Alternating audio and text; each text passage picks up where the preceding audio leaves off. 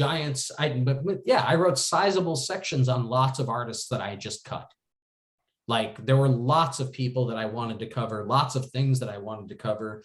And, I write long and cut. The original draft of this book is 2.5 times longer than the book. It was true also of my previous book, The Underground is Massive. You're dealing with a big topic and you're dealing with a sprawling history with lots of characters and lots of personalities and lots of events. Something's got to go.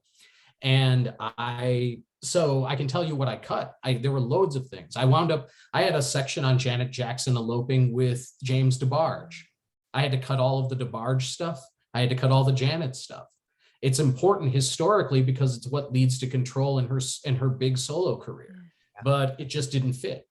I cut the indie rock chapter was going to end on Sonic Youth, and I cut that.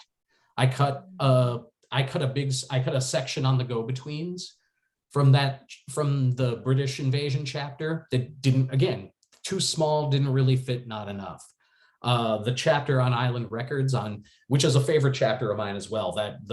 That chapter is keyed to the release of Bob Marley's Legend, the biggest selling compilation of all time, one of the biggest selling records of all time, probably the biggest selling record of 1984, bigger than Springsteen, bigger than Prince, bigger than Madonna.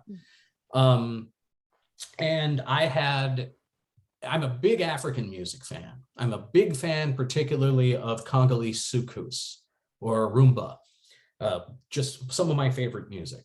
And two of my favorite performers are two of the biggest performers of that music, and they were Franco and Tabule Rochereau.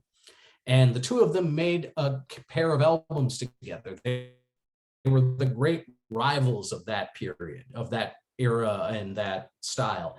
And I had a big 2,500 word section on them, and I had to cut it because it was just like, this isn't going to fit. This just isn't going to fit. You have to include Fela Kuti. I had to include King Sunny Ade, and I'm really glad I got all of that in there. Really glad. But I couldn't include Franco and Rochereau. I will say, though, that piece is going to appear in the next issue of Maggot Brain magazine, which Third Man Records publishes. It's edited by my friend Mike McGonigal. So I'm happy to say that that's going to make an appearance in public soon. But there were loads of others. I'm trying to think, lots and lots of people that I could have. I didn't talk about Luther Vandross. I didn't talk about a lot of non-crossover R&B. Crossover is sort of the key word for the book because this was the era of high crossover all over the place. That's why it was important to include a country chapter, because Willie Nelson was the king of crossover, or a king of crossover. Crossover was the word. Crossover was the move at the time.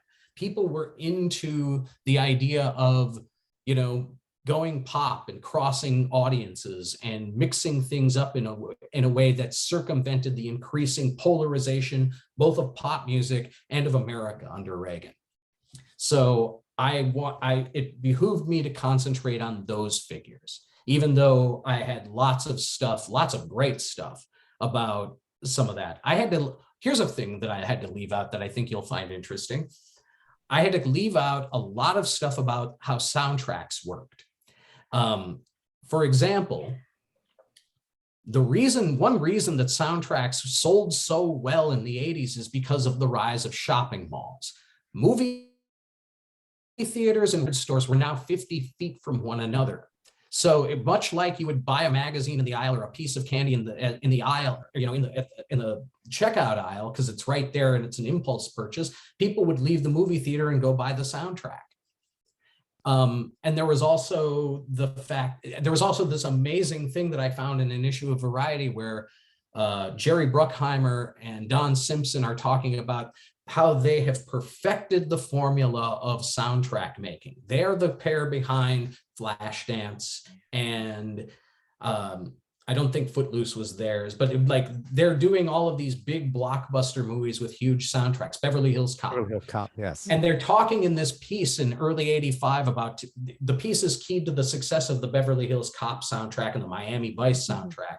And they're talking about, we figured out the formula. We start, instead of putting the soundtrack together at the last minute, we now build the soundtrack into the making of the movie, and you're going to see it with our next movie, Top Gun.